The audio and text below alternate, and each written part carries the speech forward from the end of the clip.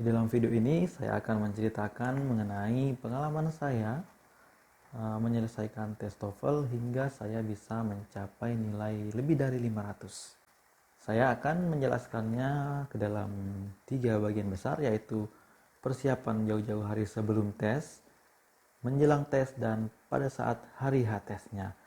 Jadi silahkan teman-teman nonton sampai akhir.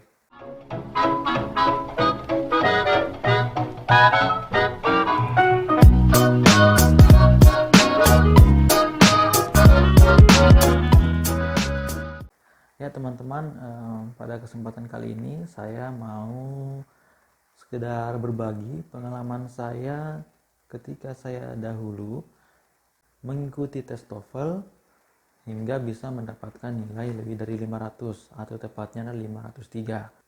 Nilai ini sudah cukup untuk digunakan dalam hal melamar beberapa beasiswa, khususnya beasiswa LPDP, serta juga bisa digunakan untuk melamar pekerjaan di beberapa perusahaan.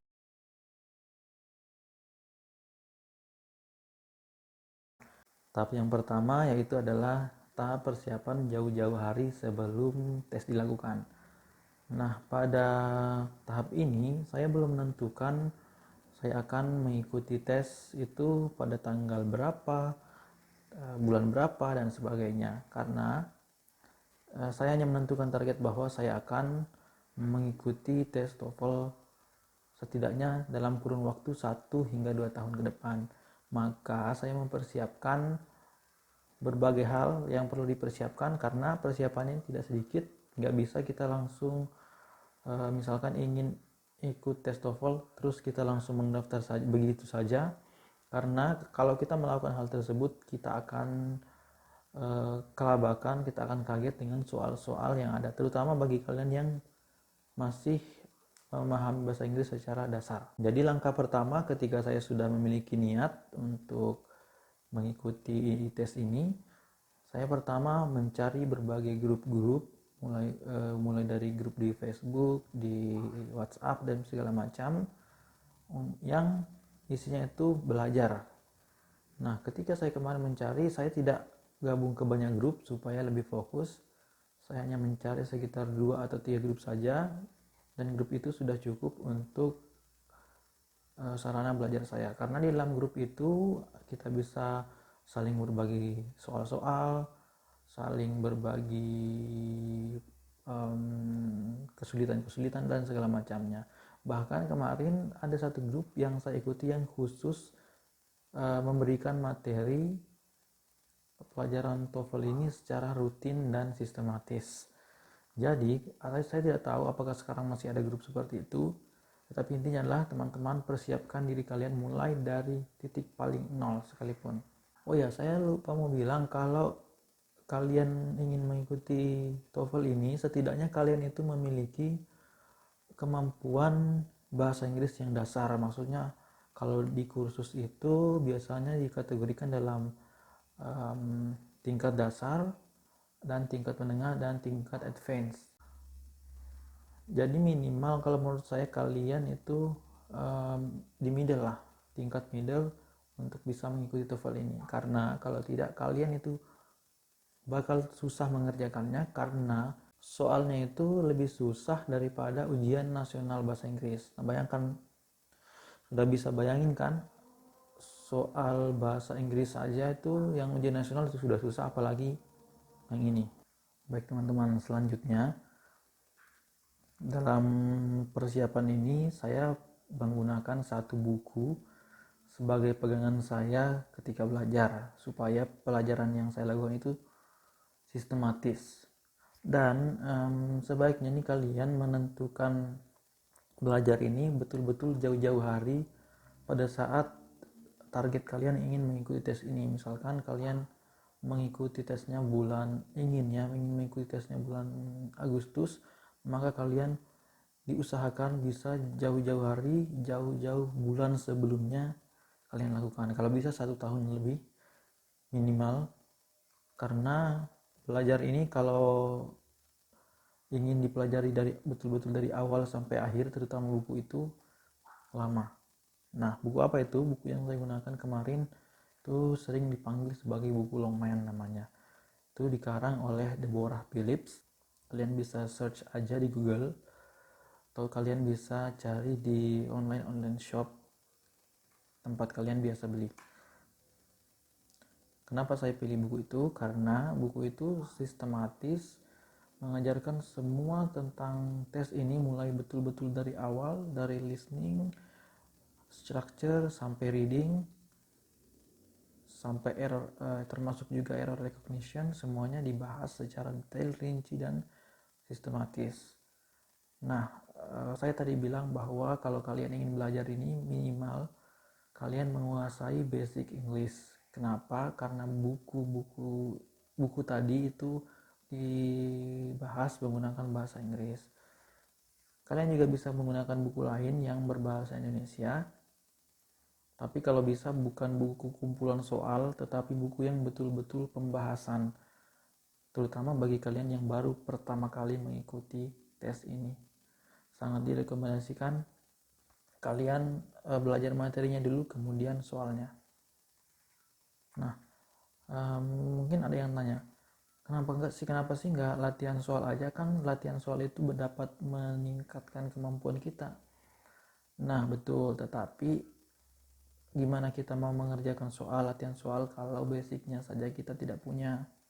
Terlebih lagi yang saya bilang tadi, kalau teman-teman tidak punya basic bahasa Inggris, ibaratnya nih kalian membaca sebuah bahasa yang kalian tidak mengerti. Kalau soalnya saja kalian tidak mengerti, bagaimana kalian bisa menjawab soal tersebut? Nah, kemudian yang saya lakukan lagi jauh-jauh hari itu mendownload aplikasi soal-soal TOEFL. Dan ini juga bisa diganti dengan membeli buku soal-soal TOEFL. Ya, apapun itu, kalian latihan-latihan materi TOEFL yang telah kalian pelajari. Kalau bisa, kalian selesaikan dulu buku tersebut, baru kalian mengerjakan latihan-latihan soal. Nah, dari latihan-latihan ini kalian bisa mengukur sejauh mana kemampuan kalian per materi yang diberikan.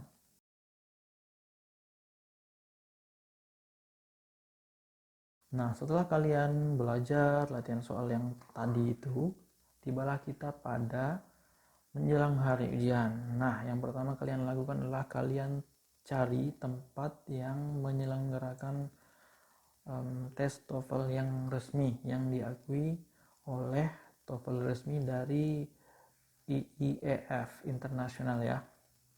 Biasanya lokasinya itu ada di setiap perguruan negeri tinggi, di tempat persisnya itu di pusat bahasanya. Nah, selain itu kalian juga bisa mencari di tempat lain, tetapi untuk lebih amannya saya sarankan kalian mencari perguruan tinggi negeri yang terdekat dari tempat kalian berada. Nah, setelah kalian menemukan tempatnya, kalian mendaftar. Biasanya itu tidak langsung bisa mengikuti ujian, tetapi kalian menunggu jadwal terdekat di mana tesnya akan dilaksanakan. Biasanya itu jaraknya adalah 2 minggu setelah kalian mendaftar, karena sebuah lembaga biasanya menyelenggarakan tes itu 2 kali dalam 1 bulan. Itu paling cepat. Paling lama biasanya ada yang sebulan sekali, bahkan 2 bulan sekali, tergantung peserta yang mendaftarnya banyak atau tidak. Nah, kemarin itu ketika saya setelah mendapatkan jadwal yang pastinya, nah saya akan memulai latihan full. Full itu maksudnya adalah saya menggunakan waktu yang asli, kemudian soal-soalnya asli, kita bisa cari di internet soal-soalnya secara full, kemudian kita bisa mensimulasikan diri sendiri seolah-olah ujian yang sesungguhnya. Jadi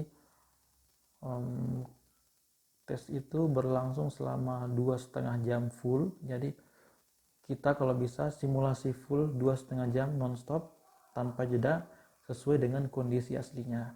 Dari latihan-latihan itu kemarin saya melihat di mana kekurangan saya. Setelah saya mengerjakan semuanya dengan full, saya lihat saya kurangnya misalnya di reading. Nah, berarti yang saya perlu tingkatkan adalah reading. Saya harus mencari cara bagaimana bisa memahami teks yang banyak itu dengan efektif dan efisien. Begitu pula dengan bagian-bagian lainnya. Kalian cari kekurangan kalian di mana, terus kalian perbaiki. Setidaknya kalian mengikuti tes full, simulasi full itu 5 kali lah. Lebih juga lebih bagus lagi supaya kalian bisa memperbaiki kesalahan kalian. Kalau kemarin saya 5 kali ya soalnya. 1 atau 2 hari sebelum hari H, saya kemarin mendeklarasikan hari tersebut sebagai hari tenang, atau saat saya tidak usah belajar, menenangkan diri, atau melakukan berbagai aktivitas yang menyenangkan supaya pikiran saya itu tidak tegang menjelang hari ujian. Jadi selain kesiapan pelajaran, kesiapan mental juga harus dipersiapkan, bagaimana kita tidak tegang, tidak takut, dan percaya diri pada saat menjelang hari H. Di hari-hari tenang itu saya juga mempersiapkan berbagai peralatan yang diperlukan, mulai dari pensil, penghapus, dan lain-lain,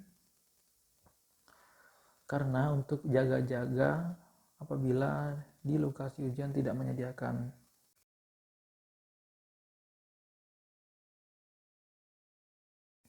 Nah, ketika tiba di hari H, oh ya, karena lokasinya itu jauh dari rumah saya tinggal, yaitu di ibu kota provinsi, maka saya datang ke kota tersebut 1 hari sebelumnya. Kebetulan lokasi ujian tersebut merupakan kampus saya dulu ketika masih kuliah. Ketika saya mengerjakan soal kemarin, saya memegang prinsip sebagai berikut. Saya fokus dulu sama hal yang saya tahu, kemudian kalaupun ada yang saya tidak tahu, saya tinggalkan terlebih dahulu, atau minimal saya berikan titik.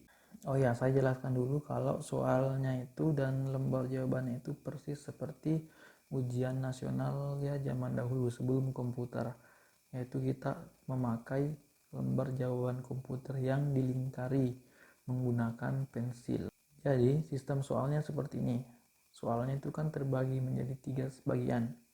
Ada listening, ada structure, dan ada reading.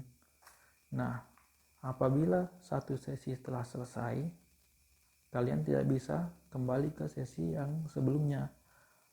Misalkan dari listening ke reading, kalian belum menjawab listening, kalian tidak bisa mengerjakan soal yang sebelumnya, yaitu listening.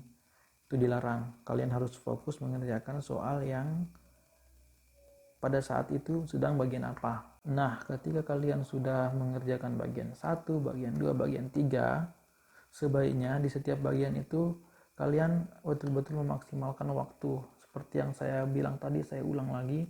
Kalau memang nggak tahu, dikosongkan, atau kalau ragu, diberi titik saja. Nah, kenapa? Ini adalah cara saya pribadi. Sebetulnya ini dilarang ya, nggak dilarang juga sih, tapi kita masih punya celah untuk melakukan ini. Tapi ini bukan curang menurut saya. Nah, misalkan nih di yang pertama itu kan waktunya listening itu waktunya 30 atau 40 menit, saya kurang ingat ya. Nah, di listening ini kebetulan ketika soalnya sudah diperdengarkan tidak bisa diulang lagi sayangnya. Tapi nah, kalau kalian punya waktu kosong, misalkan ada kalian jawaban tadi yang ragu, yang kalian titik, atau kalian tidak mengerti jawabannya dan kalian kosongkan saja. Nah, waktu luang ini sebelum beralih ke section selanjutnya, kalian bisa gunakan untuk mengisi jawaban yang masih kosong atau yang masih ragu dengan random aja. Pokoknya jangan biarkan lembar jawabanmu kosong. Karena di soal ini tidak berlaku sistem kalau salah itu mendapatkan poin negatif. Nah, beralih ke section selanjutnya, section 2. Kalian mengerjakan lagi dengan fokus, dan kalau kalian punya waktu sisa sebelum beralih ke section selanjutnya, kalian bisa mengisi kolom-kolom yang kosong. Pokoknya jangan sampai kosong ya, saya ulangi lagi. Dan juga kalian bisa kembali lagi membuka lembar jawaban, kembali lagi bisa mengisi jawaban yang listening tadi kalau misalkan belum sempat. Intinya begitu ya, intinya seperti itu sih. Seterusnya pokoknya jangan biarkan kertasmu itu kosong, itu aja sih. Setelah selesai, kemudian kamu akan diberi waktu itu, kalau kemarin saya 2 minggu setelah ujian nilainya itu sudah keluar dan sertifikatnya itu sudah bisa diambil, sertifikat aslinya resmi dan sudah siap kalian gunakan untuk berbagai keperluan yang ada. Baik, demikian video kali ini, semoga dapat bermanfaat bagi kalian. Oh ya teman-teman, berikutnya saya akan lebih sering lagi membuat video mengenai TOEFL, mengenai dunia perkuliahan dan sebagainya. Karena itu saya sangat harap teman-teman tidak ketinggalan video-video tersebut. Ya, sekian dari saya. Terima kasih dan sampai jumpa di video selanjutnya.